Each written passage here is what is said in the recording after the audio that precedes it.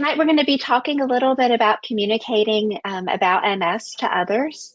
And as we do this, I'm going to really pull the things that you need to know, or not need to know, but the things that you want to know, the things that you want to talk about. I have a presentation prepared, but I will customize it around the things that the group brings up. So we'll go ahead. We'll move it to the next slide. I want to say thank you to Beatrice for their sponsorship. I'm so thankful for them, as well as MS Views and News for their idea of starting this chat about 3 years ago, and I'm thankful for Beatrice for their support of tonight's program. So we'll move forward. So introductions, I don't know if I'm new to you or not. I will learn in a second when we open up the question box, chat box, to talk a little bit. But if you haven't met me, my name is Jessica Thomas. I am the facilitator of the MS Mental Wellness chat program, and I've been doing it since the program started about 3 years ago. And it has been a great program. It's built a really good sense of community with people, and so I've been so thankful to be a part of it. My full-time job is I'm a licensed clinical social worker, but I am the director of patient education for the Neuroendocrine Tumor Research Foundation. So I work with people living with cancer, but I have worked with people living with MS for a long time. So a little bit about me. 20 years ago, about 20 years ago, my husband and I got married. So it's a little bit of my story. 19 years ago, I was diagnosed with MS. So you could tell that I was a newlywed during that time. 18 of those years have been spent helping people live with disease and live well with disease. And I've worked with all sorts of different kinds of illness, but my specialty really is neurological disease and MS. And then 17 is the number of years that my son will turn this year. So if you've been with me for a long time, you probably have seen him grow up or hear about him growing up, but he will be 17 this year. And so I had my son after my diagnosis. So I really have decided that my professional passion is really to help people to find ways to live well with their disease. And so that's why I'm here, and I'm so excited that you're here this evening. So we'll move on to the next slide. So starting us off just by saying what I normally say, you are not alone. This is an important thing to share because loneliness is kind of at its all-time high. And it's important to know that you're not alone. I know the mental wellness chat has been very beneficial for people to kind of reconfirm that. But I just want you to know that when you're here, you're in a safe place and you are not alone. You're with a group. So we'll move on to our next slide. So we're going to talk a little bit about talking about MS and communicating MS to other people. I'm going to ask you to go to the question box and participate if you can. How many of you struggle with talking about MS to people? Like either if you're newly diagnosed, if you're not newly diagnosed, if you have symptoms that are invisible, if you have some visible symptoms, etc. We're going to talk about practical strategies today on how to kind of really talk about MS, and we're going to pull in some tools. There's really no perfect way. This is, it's a very personal decision. It's hard to do sometimes. It's hard to talk about. And what I'm not doing for today's session is convincing you that you need to tell people. Personally, I have always disclosed my MS because I just felt like for me, it was the best thing to do. But I understand why people don't sometimes. And so when I think about relationships and I think about like our circles, we have, our very personal circles, and then we, expand out to maybe like less personal, but maybe like people at church, or might be extended family, our neighbors, etc. And then it kind of grows to like colleagues or coworkers or people that you volunteer with or people that you do hobbies with, etc. And it kind of expands out. I think it's important when we're talking about this topic about like understanding our audience. Who do you need to, who do you need to communicate your MS to? And what do they need to know? Like, what are you trying to tell people? Often in this chat, and I'll be very honest, I get a lot of people in the question box that say, I wish my spouse would understand this. How do I get my spouse to understand that? So I feel like in that really intimate circle, that's something that comes up a lot. And I do have other people that have in the past have said, they're more on the bigger circle end, but they'll say, how do I just talk about it in general? And so I'm going to read some of the comments here. So we have Joe that says, I just struggle talking to people. So that, Joe, you can elaborate on that a little bit more if you want, but sometimes it's hard just talking to people in general, but I don't know if that's from your MS or your personality or anxiety. You can elaborate a little bit more if you want to. Rick says, I hate to do it, but do not mind if needed. So it sounds like when necessary, that Rick will communicate. And Kanita says, when she needs to accommodate. That's what I believe that you mean from that. So Deanne says, I find it difficult communicating with family, especially those that don't see or experience my day to day. So we're going to address some of that, especially with like invisible symptoms or people that just really don't experience your life day to day, like your spouse may see. And then Kanita says, sorry, housemates. Yeah, so if you have people that you live with but they don't understand MS or understand parts of it, they may find it just difficult. And then also maybe Kanita also said party host. So maybe if you're going to a social event and you're not going to stay as long or you need some accommodations, they may not be as understanding.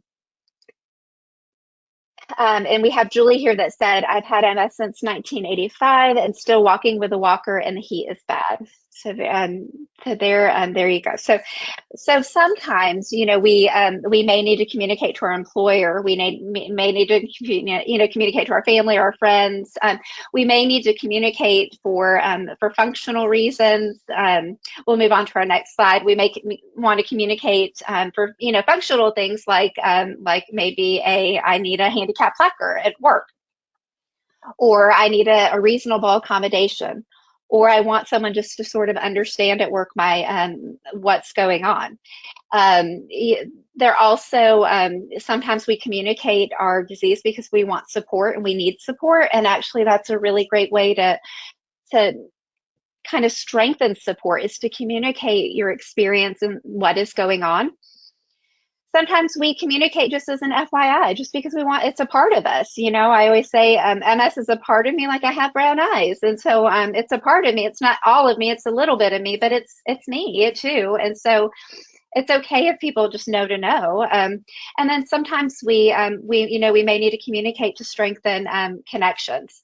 So what I'm going to do is I'm going to write down real quick, party host, housemates. So let's see. Party host, housemates,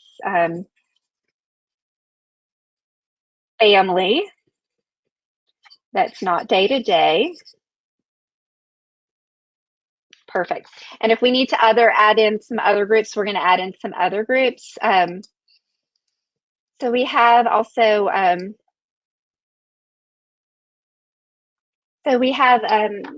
Krista, who's sharing that my work is affecting my MS and my MS is affecting my work. Very huge thing at the moment, and it's never affected this before. So we're going to talk a little bit about that too, because that kind of falls into kind of how do you communicate in that setting as well. And it sounds like definitely that it's like a stress cycle thing as well, possibly. So there's different reasons why we communicate, and so maybe, the support for functional reasons, and FYI to deepen a connection, and all of these ways of communicating, all the reasons are valid. It is okay, and that in certain moments of your life you may not have needed to communicate something before, and something might happen where you do need to communicate it. And so it is important to note, a long time ago, early on in my own diagnosis, And then it was confirmed later when I worked for the National MS Society. And I remember hearing someone say, and I've heard this a couple of times, you can't ever untell people. And so that's important to know, is that we can't untell somebody. But as we think about the tiers of circles that we have in our life, and the people that are in those circles, who needs to know? Who would we like to deepen an understanding with? Who needs more information, education, and let's try to see what we can do about talking about those things. So we're going to move on. We have a chat box next. So here I'm going to ask you. If you are dealing with a specific communication issue with your MS, is it related to your symptoms, or getting accommodations, which might be related to your symptoms? But let's get some specific information here. So I will. While I'm leaving the chat box open, I will share a story. So I love to mow the grass, and I have probably talked about this before on the mental wellness chats before some presentations I've done. I love to mow the grass. I don't take it for granted, but there becomes a certain point in the summer where it becomes too much and too hard. And currently I have a job that's very busy in the summer, and that usually was not the case, but that is the case now. And for the past 2 years, I have a job that is really consuming during the summer, which is the hardest time of my disease. My fatigue is at its greatest during this time. And so I found myself needing to, on different layers, needing to communicate my experiences. And it really started with my very inner circle, which was my spouse. And it was really about mowing the grass, because I love to do it. And he's always allowed me to do it, because I've always protected that that's my thing to do, unless I can't do it. But recently I had to say, I don't have much energy, and I can't expend the extra energy that I have on mowing the grass. It's not good for my quality of life. And that was a hard communication. It was a hard thing to communicate, because I didn't want it to impact my MS is not getting worse, but I needed to relook at how I was spending my energy and how much energy I actually had in the summer. So I started there, and then I've also been just protecting my energy along the way, but that's causing me to have to communicate a little bit more. In that communication, though, I had to start it with, and we'll when we move forward and talk about a supportive environment, I said this is a serious thing, because we kind of joke a little bit. I said, this is a kind of a serious thing, and I want you to hear me all the way through. And it's something that I feel bad and guilty about, because it's something I've enjoyed doing, and I've kind of felt like it's one way I contributed. And so I had to set up kind of the room for that conversation for me, because it was a big deal, because I enjoy doing that. So we have Amelia, who says, my symptoms are invisible. I don't hide it when I don't go to an event, because I'm so fatigued, and I just want to talk about, how do you tell people other than I'm tired? That feels so non-complete. How many of you on here can identify with that? Like that you may experience some symptoms, even if you have visible symptoms, that you have some symptoms that are invisible, perhaps, and you don't want to hide it. And you maybe don't want to go to something, or you don't want to participate, and you just really don't want to talk about it, because just saying I'm tired just doesn't feel like enough. It doesn't really cover fatigue. And I think that's pretty fair, that fatigue is more than just I'm tired, or I need a rest. So if you understand, so Dion says yes, Rick says yes, yes, yes. And then we have Renee says, my friends don't understand fatigue versus being tired. So we're going to talk about some strategies to explain fatigue, because that's one of the hardest, that and cognitive issues can be some of the hardest things to explain to other people, because they just, they can't see it and they don't understand. We have Rick, who says, words just leave my mind. Words come out for a while, that they just won't come out no matter how much I try to use other words. So trying to, it sounds like to me that just the ability to remember some things cognitively can be really frustrating, and sometimes you might be trying to think about that word and think about that word, and you're not able to pull it up. Um, and then Krista says, most of mine were always invisible until they weren't. It's easier to say I'm tired than to go into it. So for Crystal, or Krista, sorry, that works out well for her, that she can say that she's tired. The feeling bad and guilty is the bottom line when I can't do the things. It's the jump down the negative beating rabbit hole. And that, Joe, is that happens, and I just explained that even from like the mowing the grass, like not feeling like I should allocate my energy to that anymore. I felt bad about it because it was something that I felt like I did to contribute. So, and then how do you stop yourself from feeling bad, or how do you stop yourself from feeling bad when you're having to explain or talk about or communicate? And then Chris is the same as Rick with the cognitive issues. So it sounds like to me that sometimes explaining fatigue can be difficult. It also it sounds like that sometimes, like with cognitive stuff, that can be really challenging and probably difficult to kind of even try to articulate to or share. And we're going to talk through some strategies as well here. We're going to move on to the next slide. And here we're going to talk about building a culture of empathy and support. And we can't control what anyone does around us, but we can control ourselves. And I know that living with MS, we're more than likely going to be more understanding of other people. But we can't predict or control people being understanding of us. But one control we have is to ask for understanding, to find ways to explain things where they might be more understandable, or find tools or resources to help the people, especially in our tight circles. And it can even expand out, resources. There's even resources for employers that have people that are working with them with living with MS. So one of the things that I think is really important here is kind of setting the stage. And so when you're going to talk to somebody about what you're experiencing, it might be in the moment. It might be a listen, I'm tired. I have not been feeling well. I am not able to do something.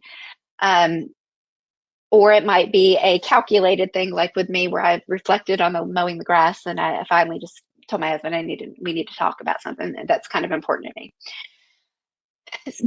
But you can set some sense of the culture of it. So asking for, I need some grace. This is something that's important. You can say things like, this is something that's really important to me. This is something for me that's hard to articulate or to talk about. Or I'm telling you these things because I trust you. And I know that you love me and you care about me, or I know that you want to understand more about my experience, and so here I'm sharing this, and so I'm sharing this because I also need your support. So you're kind of setting up kind of what you need. We're going to move on to the next slide, and we're going to talk a little bit about why communicating about MS is so difficult. One of the things is because some of the disease is invisible, and we're gonna like kind of talk about that a little bit more in a couple of slides. But it's also hard to explain, and which we get from the feedback here. And so we have, I'm going to read something from the chat box real quick. We have Amelia, who understands the feeling of guilty, although we shouldn't, right? We shouldn't feel guilty, but it's a natural thing. I think it's okay to feel guilty, but can we let it go? I think that's, and she has used the spoons analogy if it seems appropriate. And that's a really good analogy. So when we get to the invisible symptoms, and we talk about analogies, I actually have an analogy slide. So we're going to talk about that, and we'll make sure we talk about the spoon theory because I think it's great. I used to use that all the time when I was doing therapy full time. But talking about MS is difficult too because it's hard to explain. It's hard to translate what fatigue is, right? It's hard to translate what what cognitive challenges are. It's hard to translate some of these symptoms. It's and so we're going to talk about some tools like some analogies, some resources, etc. And so I'm going to go to the chat box next, and I'm going to ask you. What areas about your MS is hard to explain? So we have fatigue already here. We have cognitive. How about pain? Is pain hard? If you experience pain with your MS, and Michelle just came on. Michelle, I'm so glad you're here. Thank you for saying hi, and don't worry about being late. We're just glad you're here. So what areas do you struggle with explaining your MS or talking about your MS or sharing your experience? Sensory overload, that is a really good one. So I'm going to write this down. I'm taking notes because we're going to make sure we bring this back.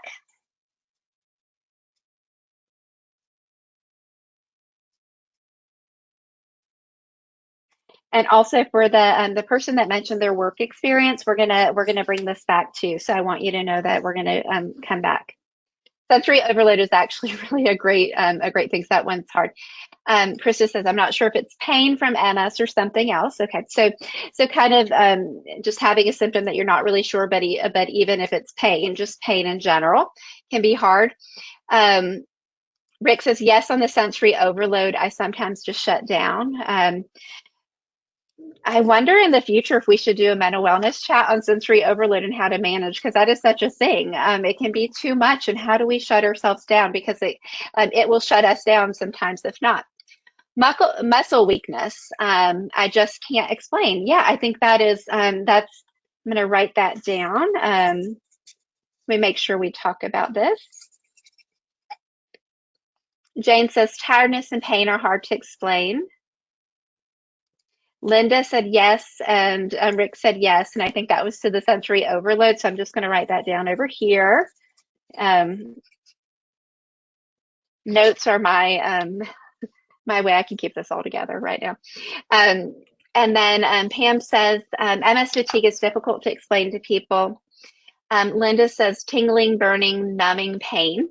Yeah, I think the kind of the tingling, burning, like those sensations.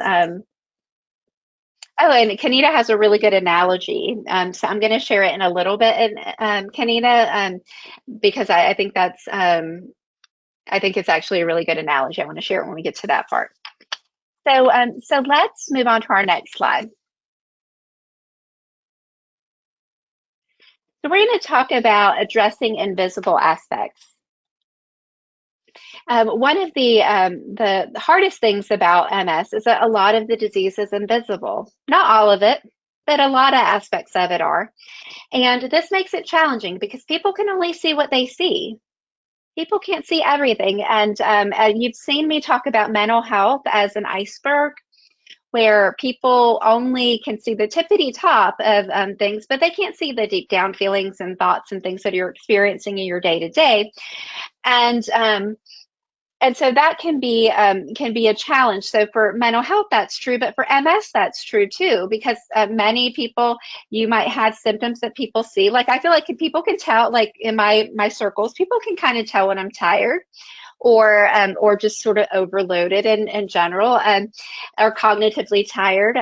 It's not grossly big, but people can tell in my circle, and but they might not know to the extent, or it might be deeper than that. I might be having, more issues than just that, and so MS is very much like an iceberg. You probably have heard that analogy as well. And so just thinking about what is in what are the things that I'm experiencing that people can't see. And that's an important thing an activity to possibly even do, because that will help you kind of realize, well, if that person doesn't see that I experience cognitive challenges sometimes or sensory overload, then they're not going to understand or know how to support me, especially if this is a person that it should be a support to you in one way or another.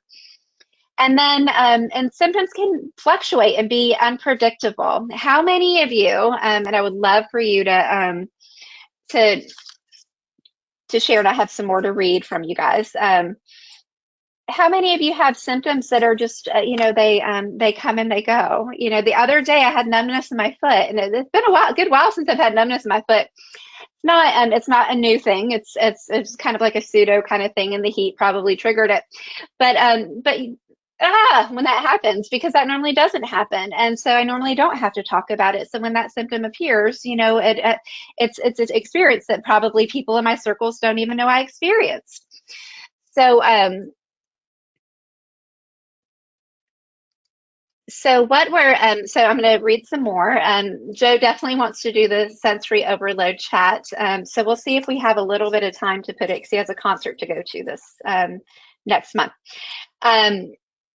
Temperature intolerance, absolutely. So how many of you experience temperature intolerance? And that's hard because that's invisible.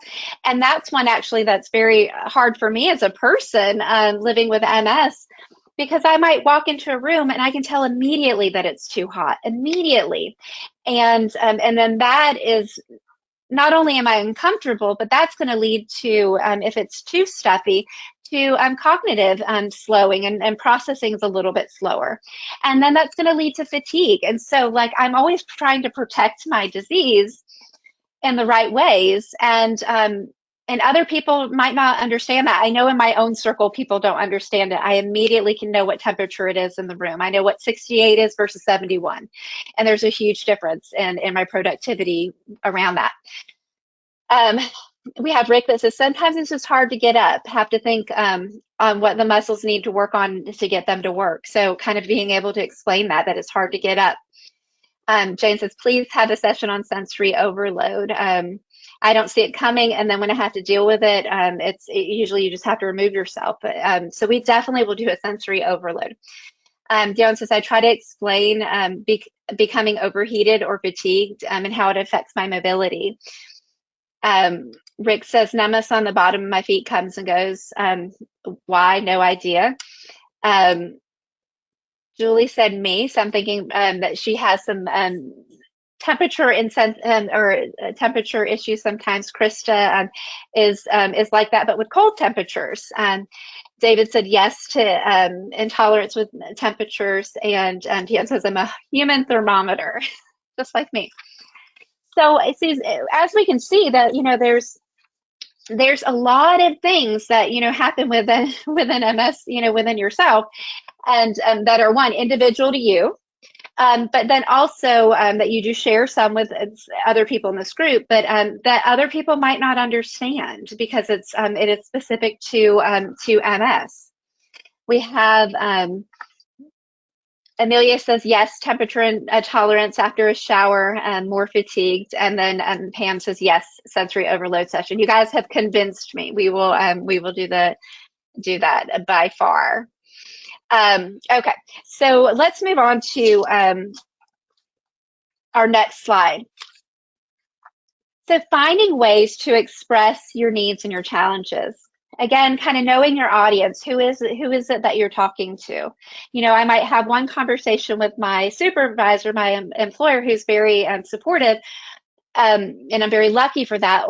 But that's a different conversation than I have with my spouse. Versus a different conversation I would have with a friend. For example, I am dog sitting in the next couple of weeks, or the next couple of days, and I'll be there for a while. And I had to say, your air conditioning bill is going to be higher, and I want you to know this.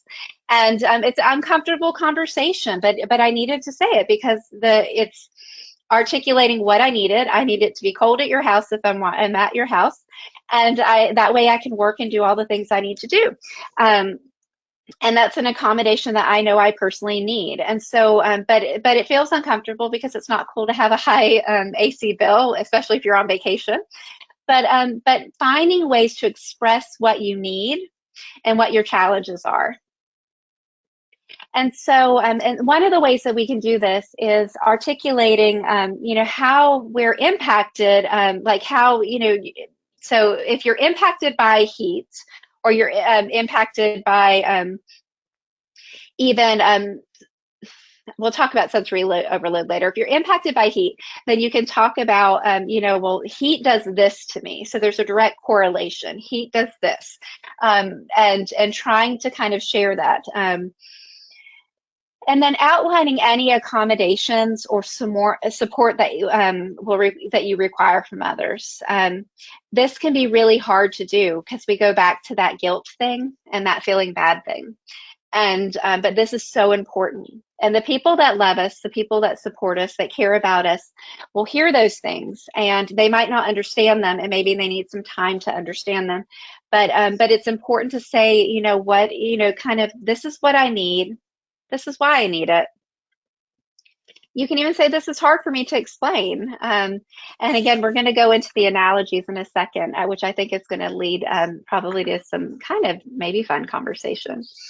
But it's important to share what your needs are and what your challenges are, and putting yourself first. So I'm going to read a little bit more. We have Joe, who says, every new symptom stresses me out because it's just today or for life. The exhaustion crash is hard. Fatigue is hard to manage, absolutely. And it is hard to know when you have a symptom. Is this a symptom I should care about? Is this a symptom that I don't give much space? Like when I talked about my foot, I didn't give it much space. It just was like a, but makes sense with the heat that we have here. And so, but it can be hard because are these symptoms, do I need to share it? Do I not need to share it? Et cetera. Dion says, I use a neck fan when needed, and I refuse to feel guilty. Good for you. Good for you. So finding the things that work for you. It doesn't matter if it looks different for you. When I used to mow the grass, because now I'm starting to let go of it. But I usually in the second half, I had this massive cooling thing I would wear. It's sort of like a cooling vest, but not.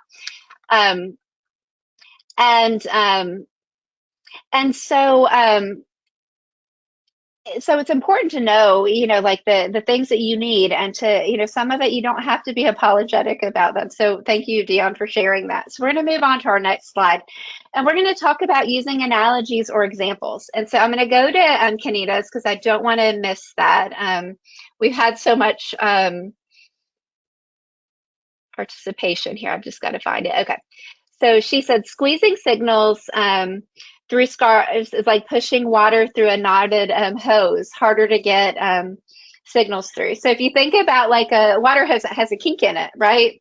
That's a good way to explain, because that's how, that is how MS essentially works, is that we, your nerves have myelin on them, and that myelin is, protective, and with that myelin present, signals can be sent pretty seamlessly. But without, with a presence of a scar or a lesion there, then what happens is those signals kind of misfire. They can take slower time. So I always put it, I compare it to my iPhone charger. I don't know if you've ever had a cell phone charger that doesn't work or becomes kind of wonky, especially at the end where it starts to deteriorate a little bit. But when my iPhone charger starts to do that, what happens is that sometimes my phone charges, sometimes it doesn't charge. It's very inconsistent. Sometimes it can charge randomly and then not stop charging. And so in order for it to fully charge well, it has to really be fully intact and not broken at that little end. And so so that is one example. Also, I've used a TV cord. If you had a TV cord or a computer monitor cord, and your some of the rubber was missing off of it, there's a chance that your TV wouldn't work or would work inconsistently. You might have to tweak it or shimmy it a certain way, the cord, to get it to work. And that's kind of MS sometimes. So let's talk about like how we use analogies and to help others to understand our illness better. So let's talk about some of these different things. So I'm going to start with fatigue. I'm just starting us off, and I want you guys to use the chat box to put in some of the analogies that you've used that have been helpful. Back in the day, I used to work for the National MS Society, and they had this experience the MS symptoms tent at some of the walks. And I thought that was kind of cool because they would do things like put weights on, you know, you could go in the tent and experience some of the symptoms. So they would have like they would have glasses that would have like one eye kind of taped up, or one of the lenses taped up. And so that can kind of be like loss of vision. And they had one glass that represented double vision. And what that was like, they had these like ankle weights and arm weights that kind of really could give you the feeling of what it's like if you're having a lot of muscle weakness. I'm trying to think what else they had. I I don't know. I feel like they had a lot of stuff around vision. They had a stuff around mobility. But that was, you know, one thing that was helpful. And for people at the MS Walk to get a sense of, oh my goodness, you know, this is what that feels like. You know, for me, I have worked really hard with my son growing up. He's 17 now. But when he was little, trying to explain fatigue was so hard. And then still it's hard to explain fatigue to other people, grown adults. But when he was little, I would put it in terms of like an energy bank. And I always said, you know, that you have like, you start out with like 80 points of energy every day, and mom starts out with probably 20 energy points, and dad starts out with probably 60. And so I talked about how resting kind of helped me a little bit, but I just wanted him to see that our energy imbalances were kind of real and they were significant. But that's why if he saw me napping or something, that I was always trying to add more to my bank, or I was trying to preserve some of the energy. Also, there is the spoon theory, and so for the spoon theory, I have. Let me see if I have any pens in here that I can use, for pencils. I used to use this during some of the presentations. But the spoon theory was developed by a lady that has lupus, and she designed a really great way to explain fatigue, and so it's kind of like the bank analogy. So let me see. Let me get one more pen. Okay. So I used to, when I shared this, when I did talks, I would have 8 straws or 8 pens. And I would say that every day I wake up with 8 spoons, or eight straws of energy, or pens of energy. And how I spend them is my choice, but I'm lower energy, so I have to be careful how I spend them. And I can exercise, and that can preserve some. Usually exercise doesn't add any extra, but it does help me overall. So, and I talked about how I would walk through my day, and back when I was speaking, my son was a lot younger, when I was giving this analogy more. But I would talk about getting up, getting ready, getting my son to school would take one. And then for me, work took a lot, because it took a lot of mental energy. So 4 went away during the workday, by far. And then by the time I got home, we did homework, sports, that sort of thing, and that usually took about 2, and then I was left with a dinner, and so I usually was negotiating energy around dinner. What do I do for dinner? And so I learned, you know, the great thing about rotisserie chicken and vegetables, and fast, quick dinners that were healthy.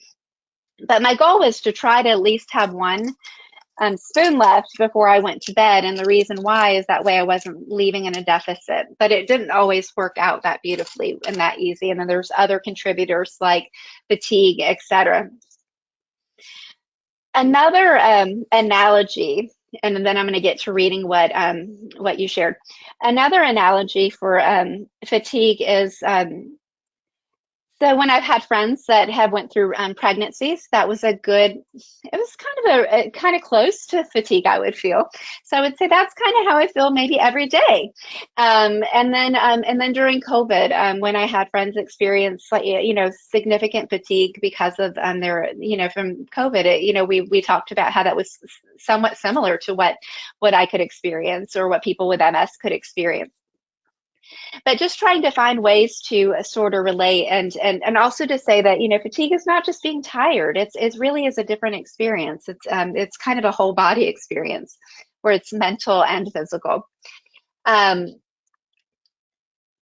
we have Amelia, who says, when visiting with family or anyone, after a time of talking, I always have to get away from the group. I usually don't say I feel, or I usually say I don't feel good, but a better explanation would be good. So, so after a while of talking and not feeling, which is something you can enjoy that you wrote, you have to get away. So maybe just explaining kind of what you need. Maybe it's a little bit of space, maybe it's a little bit of time, maybe it's a mental fatigue that you're feeling, and that, and really the truth is that you love spending time with them and you'll be back or you're coming back. It's just that you need to take care of you and kind of building that relationship with the people that love you and that you hang out with, and that it's important. And that can go very much with sensory overload as well. Linda says, I shift in and out of gears like a 10-speed bike. I gear up to go, gear down to rest, and then gear up back again. Every time I rest and calm my nervous system down, I recharge and rejuvenate so I can go again. It's a really good example of self-care here so that way you can kind of like deal with some of the fatigue and some of the energy allocations. And I think that's a good analogy for people as well. Rick says, I like the weight idea. And he also said, I used that I ran up 10 flights of stairs, and that's how I start my day, just getting out of bed. And that's a really great analogy too. That can be, what it feels like, just sort of to wake up and to kind of get your body moving and to functionally get going. So for me, for cognitive fatigue, what are some analogies that you have for that? Do you have any analogies? For me, I explain usually cognitive fatigue, very similar to someone who's maybe in a deep sleep and has just been jolted out of that sleep, and is kind of orienting themselves. Not that you're disoriented, but you're just having a hard time finding the right words or having the amount of energy that you usually do. For me, that's a way that I've been able to explain it. The forgetting words is frustrating. So my analogy is that to explain it is that, sometimes, words can kind of get lost, and I have to play a game of charades with whoever I'm talking to figure out what the word is, but I usually can get the word. But if I'm really tired, it's hard to get that. And Amelia said, yes, she thinks it's the sensory overload thing. So analogies can be helpful for people. And when you can help connect what a symptom might feel like with someone else, that can really help. Because it's hard because people don't live in your body. They don't experience what you experience. You're the professional on your symptoms, but it is hard to explain sometimes. So if you can find a little analogy that helps you to explain it a little bit better, even if it's explaining fatigue, going through the spoon theory, and back when I used to use that often, people really connected with that. I think another good resource, and we're going to move, let's move 2 slides forward to tools in providing education opportunities, is thinking about, this is our disease, and it is helpful when we can educate people that care about us, or people that that are in our circles, so they can understand a little bit more. You are not going to be the first person, or you might be the first person they meet with MS, but you're not going to be the last person they probably meet with MS. And the truth is you're not going to be the last person that they meet with a chronic disease that has invisible symptoms. So it's important to give people the opportunity to learn a little bit more. So when you're thinking about your circles, when I think small circles, I think, what support groups, what ways can you connect the people that you love to information, education, and resources. And so I highly recommend all the MS organizations that are out there to encourage your loved ones to learn more information. And also, if you have the opportunity to go to an in-person program, I know those are really few and far between these days. But to do that, and the reason is that you and either your friend, your loved one, whoever you're bringing with you, will get to connect with someone else that also loves someone with MS, and that connection alone is good for them. And it's really good. We have a lot of MS resources, and that's one way to utilize them. But then also know that you're sort of the educator on how you feel in your disease. And so So Kanita says making decisions, choices dance around like pachinko balls. I don't know what that means, but making decisions and choices, they just sort of they become too much.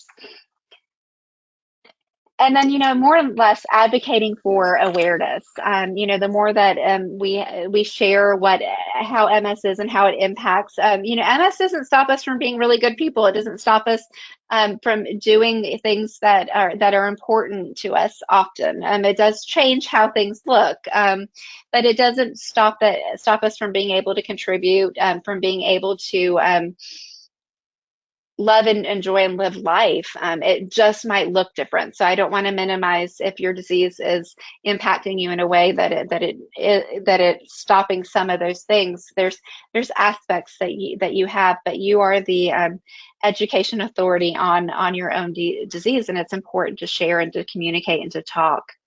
Now, I wanted to circle back real quick to sensory overload real quick. I'm going to give it like 2 minutes to talk about. We are going to do a full program on sensory overload, and I think it's important to know if this is something that you deal with, where too much stimulation can definitely impact cognition, but too much stimulation can also lead to like a sense of anxiety sometimes, and it can be hard to process when there's too many things going on too. So for the gentleman going to a concert, I'm going to ask you guys, because you're professionals too in your disease, if you have something like an event plan, like a concert, and you experience sensory overload, what are some things that you would do that would help you to kind of get through the concert? I'm going to start us off. I would have breathing techniques. So if I was feeling a sense of anxiety, I would have breathing techniques. And so with that, I would do the 1 to 2 breathing, where I breathe in through my nose, and then my exhale is twice as long. So I might breathe in for a count of 4 and then out for a count of 8. So breathing in through your nose and then out through your mouth. That for me would help, because it would help to focus me. I'd also know my escape routes. I would go sit in a quiet area, and then I would go back probably, but I would find my little hidey hole if I needed it, because there's nothing wrong with that. And maybe bring tools like noise. I know it's a concert, but noise canceling.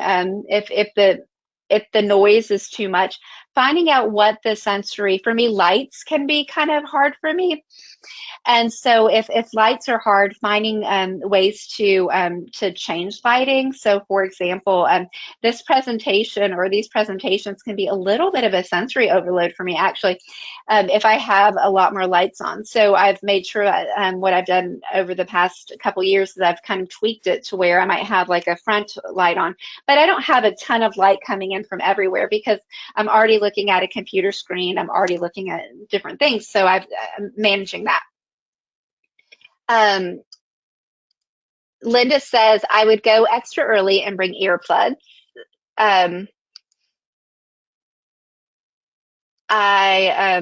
Joe said using like block breathing. Block breathing is where you breathe in for 4, you hold it for 4, you exhale for 4, and then you hold it for 4. And then Amelia said, if it's allowed at the venue, I think headphones can be used. Bruce says, I use noise canceling earbuds even at church. So there's some resources as well. Now, the other thing I wanted to talk about too is the person that mentioned work and stress with work. I won't be able to go in great depth here, but if your work is affecting your MS, and then your MS is affecting your work, you probably are having a stress cycle where stress is really high, and then that's kind of stress is not good for MS. I want you to listen to our last mental wellness chat where we talk about stopping the stress cycle. That's going to give you some really good tools and resources. If you come back on next month, we can talk about a little bit more about communicating with your employer. Sometimes we can find ways to decompress with stress. We can see what we can control to help reduce stress, help to eliminate some stress. And and then from there we can see how much can we fix it on our end, but we don't want to get into a cycle, because really at the end of the day the body keeps the score, right? So if we're in a high stress situation, we're dealing with a lot, and it's going to be really hard to cope or to work with. So it's important to, I would say, watch the stopping the stress cycle one. That will give you some resources, and then we can talk a little bit more. We have Rick that says, I try to go where I have to be early, and then finding a way out just in case needed. And the neck wrap fans are amazing. It creates a light white, like a white noise, and keeps you cool. That's ideal for outdoor concerts. So we're going to move on to our next slide. So you guys have been incredibly helpful to one another. So just a reminder, keep going, that you go forward one more, please. That you are not alone.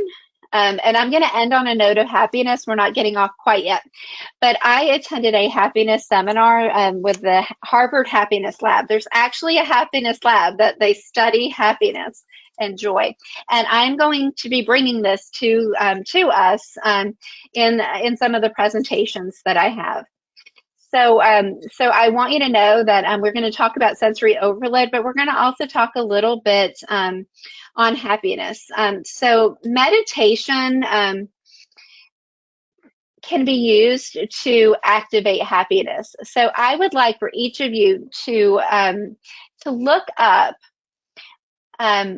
meditation, because I can't teach it in this moment, but I want you to look at a meditation exercise, and it could be a grounding exercise, a breathing exercise, but I want you to try it. And is it going to make you happy right away? No, because happiness is a direction. It is not a destination. And so we're going to talk a little bit more about that. And I'm going to bring science and factual information to you about happiness and about some of these tools that I've been sharing, because they do work. But the truth is that we've got to do them. So I'm going to ask for you to try a couple meditation exercises, and try it if you can every day until we meet again. We're going to move on to the next slide, and I'll continue to bring in some happiness stuff. I just sort of had to throw that in because I wanted to make sure we're talking about all the things that I said we'd talk about. So again, thank you to Beatrice for their support. I am very thankful for MS Views and News as well, for their ability for us to have this MS mental wellness chat. So this is my signature statement. I don't like to say goodbye, so I'm not going to say goodbye. I'm going to say I'll see you later. And so I look forward to seeing you next month. You guys are a great community. You have been awesome today. Incredible, actually, at all that you've contributed to tonight's program. So I look forward to seeing you next month. Take care.